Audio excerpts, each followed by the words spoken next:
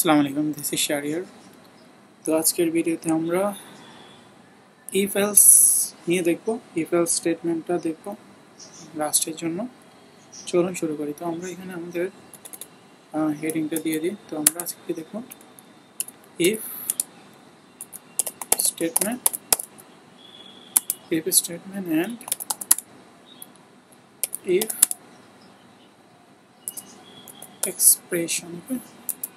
তো এই জিনিসটা আমরা আজকে দেখব। চলুন দেখি। ওকে, সবার প্রথমে আমরা ইফ নিলাম। প্রথমে আমরা লেট নিয়ে একটা নাম্বার নিলাম। লেট নিয়ে একটা নাম্বার নিলাম, অ্যানিয়াম নাম নিয়ে আমরা এটাকে বলে দিলাম যেটা 5। ওকে, জাস্ট এটা অটোমেটিক আমাদের রেফারেন্সিংটা হয়ে যাচ্ছে। ওকে, তো তারপর এটা লেখার নিয়ম কি, আমরা ইফ দিব অ্যাজ ইট ইজ। আচ্ছা, দাঁড়ান একটু, ইফ দিলাম। ইফ দেওয়ার পর যদি আমরা এখানে ক্লিক করি, আচ্ছা ক্লিক করতে হবে, তাই হোক। আচ্ছা, ইফ দিয়ে আমরা যদি দেখি যে নাম্বার, ওকে, অ্যানিয়াম নাম, সংক্ষেপে একটা দেখাচ্ছি, ইফ নাম ইকুয়াল টু 0। যদিও টিউটোরিয়াল আপনাদের থেকে সহজ লাগবে, আমার কাজ হলো যে রাজকে সহজভাবে ব্যাখ্যা করতে। নাম্বার যদি 0 থেকে বড় হয় তাহলে আমি প্রিন্ট লাইন করলাম, কি করব, নাম্বার ইজ পজিটিভ। ওকে, এটা গেল আমাদের ইফ। ওকে, আমরা এক্সপ্রেশন দিয়েও দেখাবো, সমস্যা নেই। আচ্ছা, তো ইফে গেল। এখন আমরা আছি এলসে। এলস নাম্বার ইজ 0 থেকে ছোট হলে কি নেগেটিভ। ওকে, আমরা সেভ করলাম। আর এখানে আমরা যদি কারগরানটা দিয়ে দিই, নাম্বার ইজ পজিটিভ। তারপর আমরা যদি এখানে মাইনাস দিই, ঠিক আছে, তাহলে এটা কি হবে, নাম্বার ইজ নেগেটিভ। ওকে, আচ্ছা, এইগুলো সবচেয়ে সহজ কন্ট্রোল ফ্লো উদাহরণ। ওকে, এখন আমরা লাস্ট যেটা দেখব, আশা করি আপনারা এটা বুঝছেন। ওকে, যে কোনো কিছু হতে পারে। আচ্ছা, আপনি ইচ্ছে করলে সমান সমান দিতে পারেন, বা ইকুয়াল, বাংলায় বলতেছি ইকুয়াল 5। ওকে, জাস্ট এটা যদি ইকুয়াল -5 হয় তাহলে কি হবে,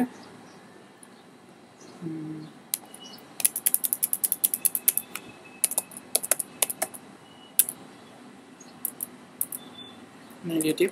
ওকে, আদারওয়াইজ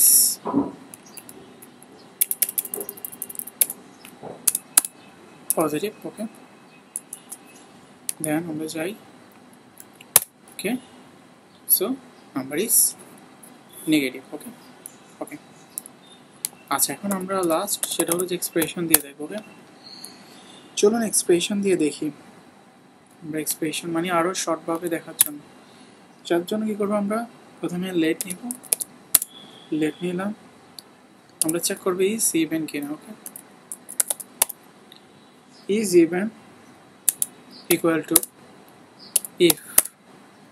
একসাথে করতেছি। এখন এখানে খেয়াল করতেছেন যে এখানে একটা ফাংশনের মতো চিহ্ন আসছে, তাই। তো ইফ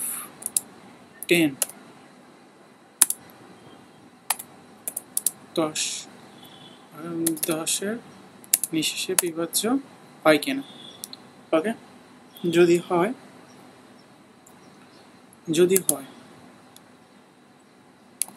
ওকে,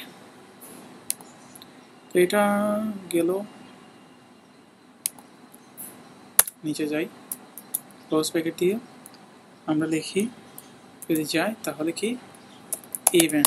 ওকে, আর কিছুই না, জাস্ট এটা ইভেন or else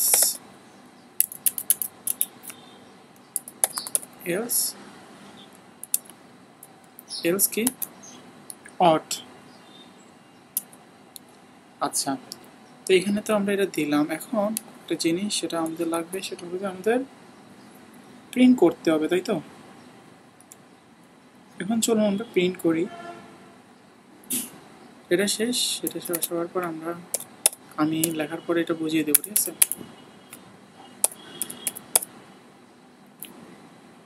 ম্যাক্রো নিলাম,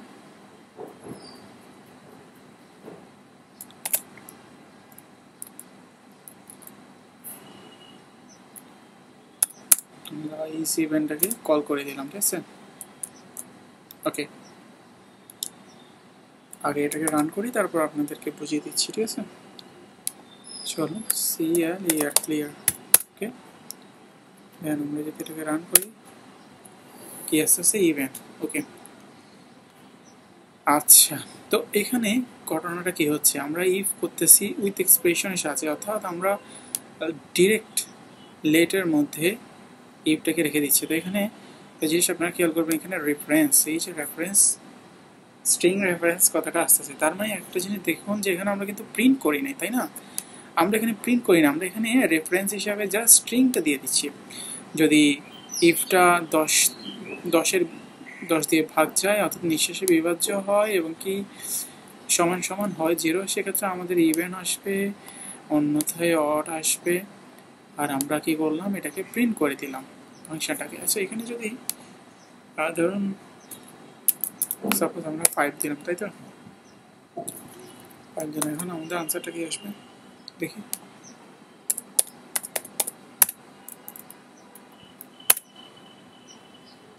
ওকে, তাহলে আমাদের আনসারটা আসতেছে অড। তার মানে আমরা এখানে স্ট্রিং নিয়েই কাজ করছি, তাই এখানে রেফারেন্স হিসেবে স্ট্রিংটা আসছে, ঠিক আছে?